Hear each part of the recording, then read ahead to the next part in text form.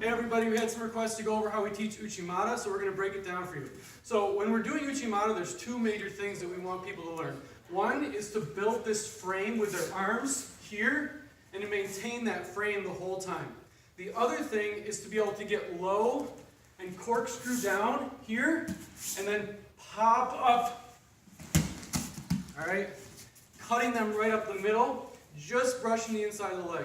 So one of the things that we find out is that most of the time when beginners start to learn Uchimata, they concentrate way too much on actually attacking the leg. So the arms come here, and they might pull up a little bit, but then they start to pull down, and this gets rid of their off balance. They try to hit the leg. They pretty much always get into like a can-can Uchimata situation. So in order to focus them away from the legs and more on the frame, we do this. We have them take a double lapel grip, strong in the hands so this grip doesn't break, but loose in the elbows. Now from here, I'm going to move my foot placement like I'm entering for the throw, but I'm going to bring my hands in without a grip. Thumbs out, right on the inside of the elbows.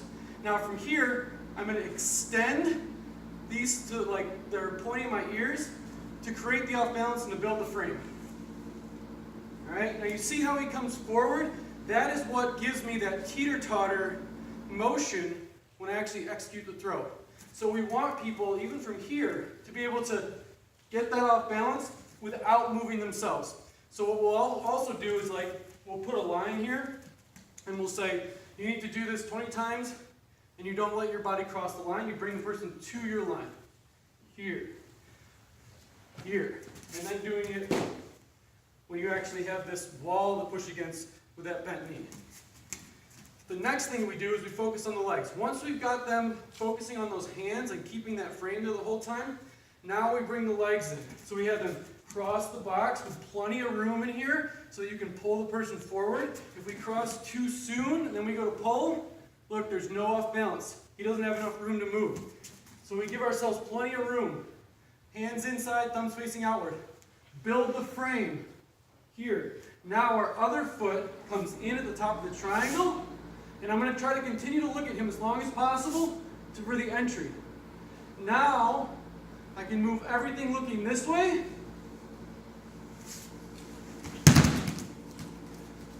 And I can start to bring that foot up. So we have a bunch of solo drills that we do, where we'll have people cross, come in, bring that foot up, work on moving that foot in. I've actually posted another video on that, and I'll put a link in this one.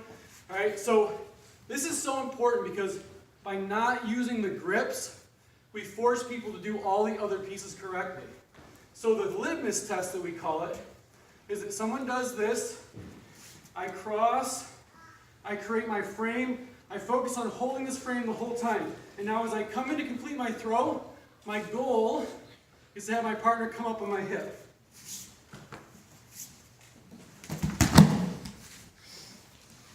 Okay? So we practice it as a hip throw, but with our hip right on the belt.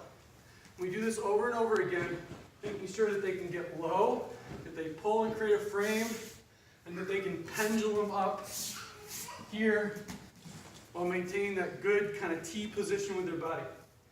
And the reason we practice it this way is because when someone defends the Uchimata, typically, if they want to defend it well, they're going to move this way. So as I come in for the throw, okay, I need to be faster than them to really catch that up the middle.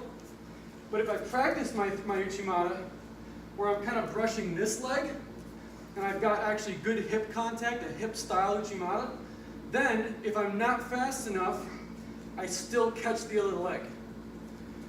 So after we do this drill, where we've got these here, work on the frame, then we'll move people to this grip, and then to the behind the back grip, which is actually the high collar, or these grips are the easiest ones to do, but they don't force you to do all the other pieces as correctly.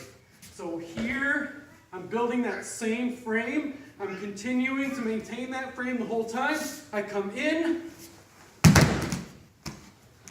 and then I pendulum, okay?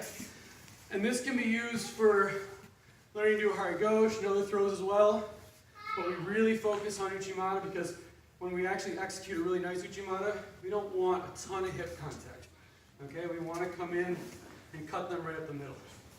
So hopefully that helps. I'll post some links to some of the solo drills that we do, and we use those to help people develop the hip rotation, flexibility in their knees so they can get low and then still spring up, as well as just building the muscles that are necessary to be able to get your partner on your back and then execute the throw.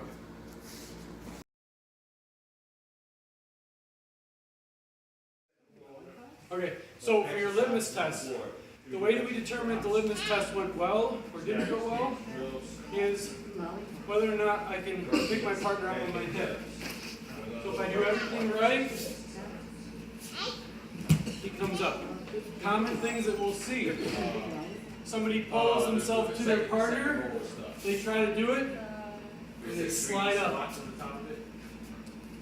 Or somebody gets the right off balance, but then they drop their frame, and they just slide up. So you see this very common when people do Uchimata, and they pull themselves to their partner, or they leave this arm behind, and they try to do a throw, the other person doesn't move at all. This litmus test makes sure that we maintain the frame. Again, 3-directional squats, go. And then we get the right off balance. Nice light feet. So make sure you take when you watch your students do this, make sure that they're creating that nice off balance with that frame. And once they do this right, have the person here next one, drop their weight. Movement with the staggered stance. I want to see head face, hand face, Okay. body face. Like And it will force them to keep the frame. All right, you ready? Go.